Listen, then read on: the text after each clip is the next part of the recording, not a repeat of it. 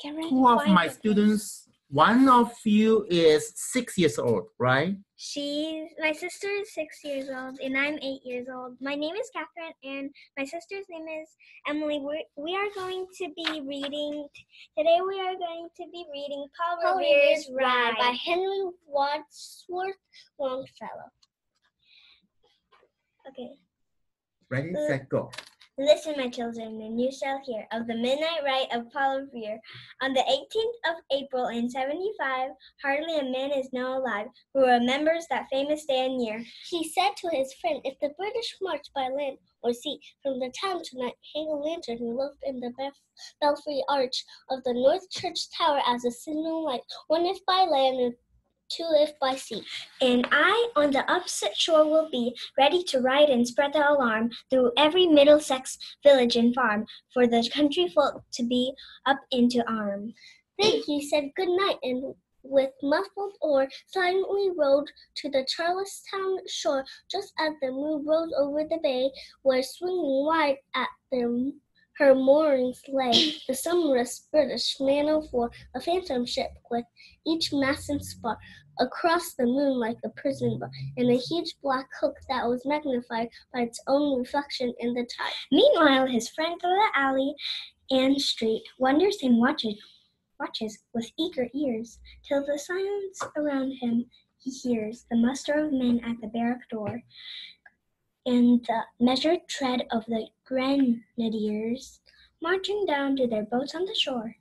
Then he climbed the tower of the old North Church by the wooden stairs with speedy tread to the belfry chamber overhead, and startled the pigeons from their perch on the sombre rafters that round him made masses of moving shapes of shade by the trembling ladder steep and tall to the highest window in the wall, where he paused to listen and look down a moment on the roofs of the town, and the moonlight flowing over all.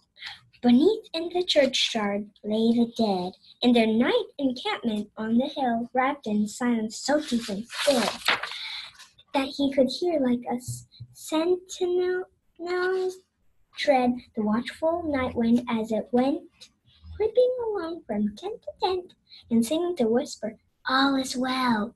A moment only he feels the spell of the place in the hour and the secret dread of the lonely belfry and the dead, for suddenly all his thoughts are bent on a shadowy something far away, where the river widens to meet the bay, a line of black and bends and floats on the rising tide like a bridge of boats. Meanwhile, impatient to mount and ride, booted and spurred with a heavy stride, on the opposite shore walked Paul Revere.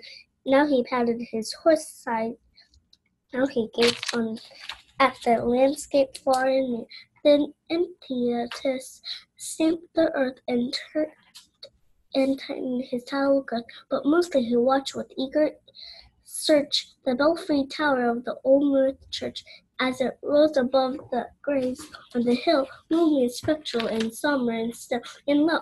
And as he looks on the belfry high, a glimmer, then a gleam of light, he springs on the saddle, and the bridle he turns, but lingers and gazes till full on his sight a second lamp in the belfry burns. A hurry of hoofs in the village street, a shape in the moonlight, a book in the dark, and beneath from the petals, in passing a spark, struck out by a steed flying fearless and fleet. That was all, and yet through the gloom and the light, the fate of a nation was riding that night, and the spark spread out by the steed in his flight, kindled the land into flame with its heat. He has left the village and mounted that steep, and beneath him, tranquil and broad and deep, is the mystic meeting the ocean tides, and under the alders that skirt its edge, now soft on the sand, now loud on the ledge, is heard the tramp of his steed as he rides.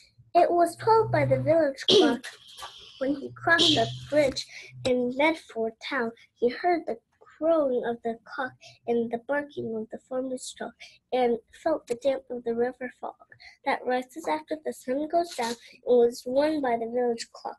When he galloped into Lexington, he saw the gilded weathercock swim in the moonlight as he passed.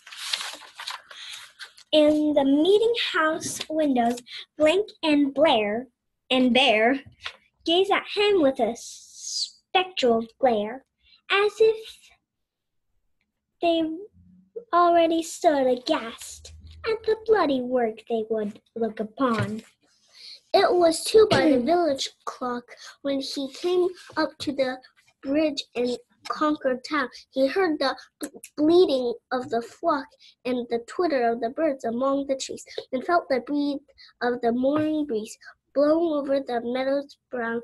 And one was safe in asleep in his bed, who at the bridge would be first to fall, who that day would be lying dead, perched by a British musket ball. You know the rest in the books you have read, how the British regulars fired and fled, how the farmers gave them ball for ball from behind each fence and farmyard wall, chasing the redcoats down the lane, then crossing the fields to emerge again under the trees till turn of the road, and only pausing to fire and load. So through the night rode Paul Revere, and so through the night went his cry of alarm to every Middlesex village and farm, a cry of defense and not of harm. A voice in the darkness, a knock at the door, and a word that shall echo forevermore. For borne on the night wind of the past, through all our history to the last, in the hour of darkness and peril and need, the people will awaken and listen to hear the hurrying hoofbeats of that steed in the midnight message of Paul Revere. Wow. Bye!